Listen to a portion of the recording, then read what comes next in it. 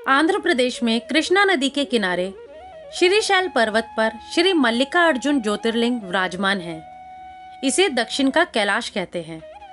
शिव पुराण के अनुसार मल्लिकार्जुन ज्योतिर्लिंग भगवान शिव तथा देवी पार्वती दोनों का संयुक्त रूप है। मल्लिका का अर्थ है देवी पार्वती तथा अर्जुन भगवान शिव का प्रतीक है। इस प्रकार से इस ज्योतिर्लिंग में भगवान शिव और देवी पार्वती दोनों की ज्योतियां प्रतिष्ठित हैं। महाभारत के अनुसार श्रीशैल पर्वत पर भगवान शिव का पूजन करने से अश्वमेध यज्ञ करने का फल प्राप्त होता है। अनेक धर्म ग्रंथों में इस स्थान की महिमा का व्याख्यान है। कुछ ग्रंथों में तो यहाँ तक लिखा है कि श्रीशैल पर्वत दर्शन मात्र से लोगों के सारे कष्ट दूर हो जाते हैं। मल्लिकार्जुन ज्योतिर्लिंग की उत्पत्ति की पौराणिक कथा कुछ इस प्रकार है। एक बार की बात है, भगवान शिव और माता पार्वती कैलाश पर्वत पर विराजमान थे। तभी उनके दोनों पुत्रों कार्तिकेय और गणेश के बीच मतभेद हो गया। कार्तिकेय का कहना था कि वे बड़े हैं, इसलिए उनका विवाह पहले होना चाहिए, किंतु श्री गणेश अपना विवाह पहले करना चाहते थे। तब दोनों भाई फैसले के लिए अपने माता पिता के पास पहुंचे। दोनों भाइयों ने सारी बातें भगवान शिव और माता पार्वती को बताईं। कुछ सोच विचार करके भगवान शिव बोले, तुम दोनों में जो कोई इस पृथ्वी की परिक्रमा करके सबसे पहले यहाँ आ जाएगा, उसी का विवाह पहले होगा। शर्त सुनते ही कार्तिकेय जी पृथ्वी की परिक्रमा करने के लिए दौड़ पड़े। इधर स्थूलकाय श्री गणेश जी, जिनका वाहन भी था चूहा, भला इतनी शीघ्रता से परिक्रमा कैसे कर सकते थे? श्री गणेश के सामने यह बहुत बड़ी समस्या थी। श्री गणेश जी शरीर से जरूर स्थूल थे, परंतु बुद्धि के वे बहुत तेज थे।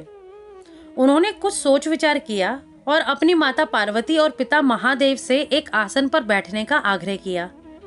उन दोनों के आसन पर बैठ जाने के बाद श्री गणेश जी ने उनकी 7 परिक्रमा की और विधिवत पूजन किया। इस प्रकार श्री गणेश माता पिता की परिक्रमा कर पृथ्वी की परिक्रमा से प्राप्त होने वाले फल की प्राप्ति के अधिकारी बन गए। उनकी तेज एवं चतुर बुद्धि को देखकर भगवान शिव और माता पार्वती दोनों बहुत प्रसन्न हुए और उन्होंने गणेश जी का विवाह भी करा दिया।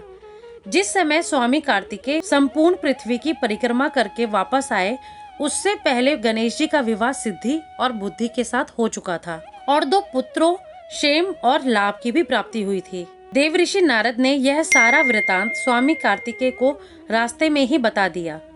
श्री गणेश के विवाह का समाचार सुनकर कार्तिकेय रुष्ट हो गए। उन्होंने वापस आकर माता पिता को प्रणाम किया और बिना कुछ कहे रुष्ट होकर क्रौंच पर्वत पर चले गए। कार्तिकेय के इस तरह दूर चले जाने से भगवान शिव और माता पार्वती बहुत दुखी हुए।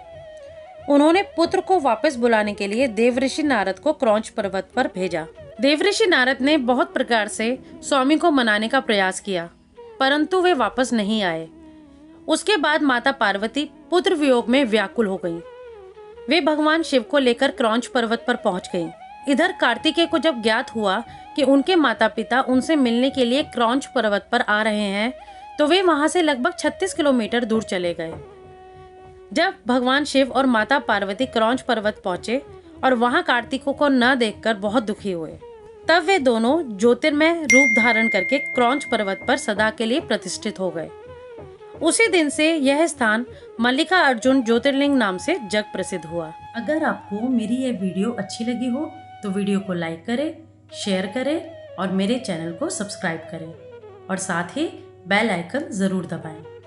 तो फिर मिलते हैं मेरी अगली वीडियो में। तब तक के लिए नमस्कार।